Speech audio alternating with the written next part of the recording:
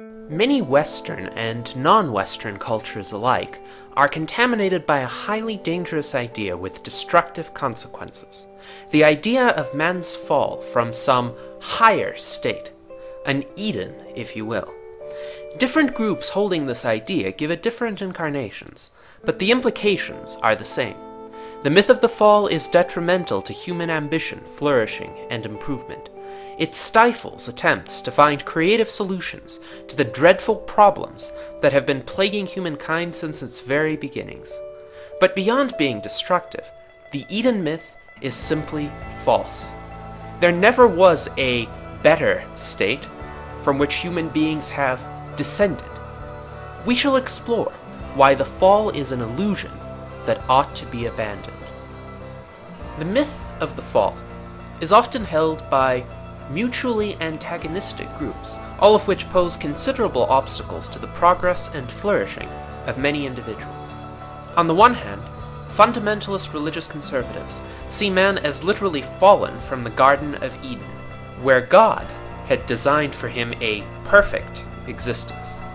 I fail, of course, to see anything perfect about an existence where man had no technology, no love of learning, and no knowledge of good and evil.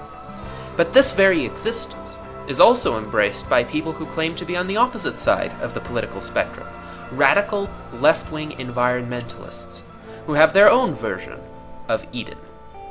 Like the Eden of the religious conservatives, the Eden of the environmentalists involves no technology and no active systematic progress of human knowledge and capacity. Rather, man's unity with nature is celebrated in this vision. According to the environmentalists, there was once a time, probably the pre-Neolithic hunter-gatherer days, when man existed in harmony with this strange entity called nature, which seems to encompass everything other than man. Allegedly, humans did not disturb the balance of ecosystems and took good care of the earth in those days, whatever that means. Alas, there was never such a balance to begin with. We shall see that both the religious and environmentalist visions of Eden are plainly wrong. Life for early man, far from being blissful or even remotely enjoyable, was, in Thomas Hobbes's words, nasty, brutish, and short. Life expectancy in the Paleolithic period was anywhere from the mid-teens to the mid-20s. Food was in continually short supply, as there was no guarantee of plentiful game to hunt or berries to forage, and if a plentiful catch did occur, there were scant safeguards to prevent the food from spoiling. Predators and disease were rampant. Sanitation and healthcare were non-existent. Without a scientific method, a person with even the best of intentions often ended up hurting one's fellow human beings while intending to help them.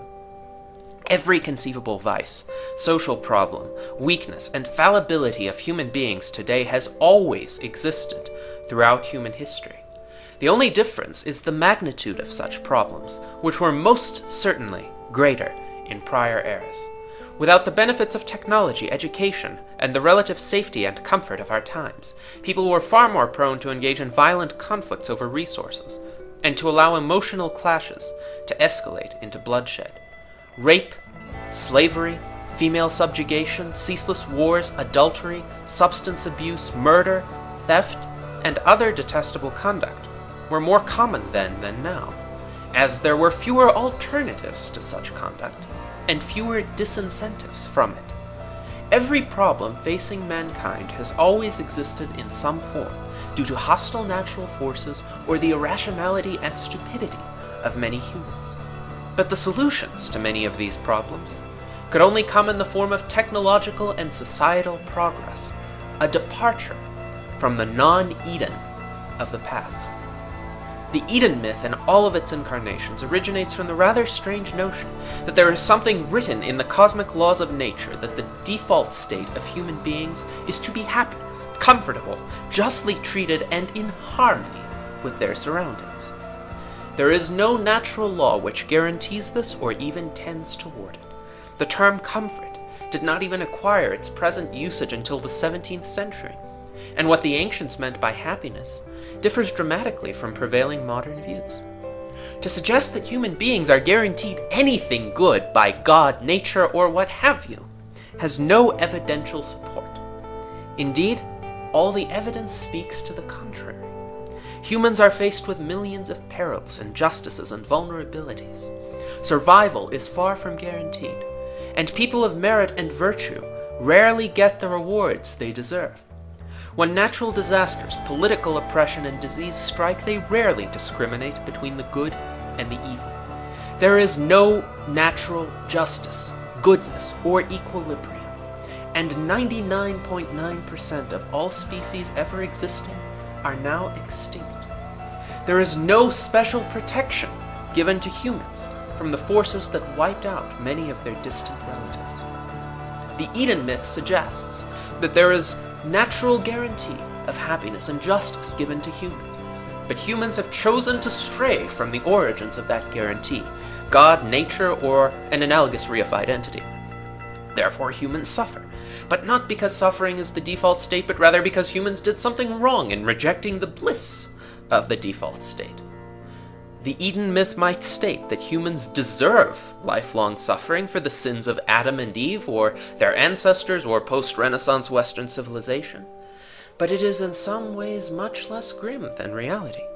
The appeal of the Eden myth to many people is that it suggests the existence of an underlying balance and goodness about the world as such, implying that somehow, beneath all that nastiness, everything is fundamentally all right. It is not. There is nothing to suggest any guarantees given human beings with regard to anything pertaining to their survival, happiness, or fulfillment. There is no cosmic justice, and no cosmic balance. Rather, whatever justice people wish to obtain, they must create the conditions for. Human technology, social systems, and aesthetic and intellectual accomplishments erect a fortress of civilization, which enables us to somewhat resist the onslaught of the elements. The fortress is currently quite shabbily built, with numerous gaping holes and inadequate structural support. Moreover, it is far from complete. Indeed, even its foundations have not yet been completely laid. Humanity is still in a state of general barbarism, unable to even figure out ways to prevent individual humans from dying, and to prevent human social and political systems from degenerating into either tyranny or chaos. But for all of our massive problems, our ancestors had it worse. If we are to overcome the extremely genuine and massive threats to our existence, coming from virtually all directions, it is essential not to take comfort in the demotivating illusions of a cosmic balance. The longing for a fictitious past bliss leads many to stifle the ambitions of some humans to create a better future. The advocates of the Eden myth seek to thwart the advocates of technological and societal progress, seeing them as taking humankind even further away from its original bliss. But only progress can help us avoid the gruesome destruction and oblivion that are currently in store for every single living individual, unless human ingenuity can enable us to pursue a better path, one which we must follow to push back the hostile aspects of nature and humankind alike, and create a safer, more prosperous existence.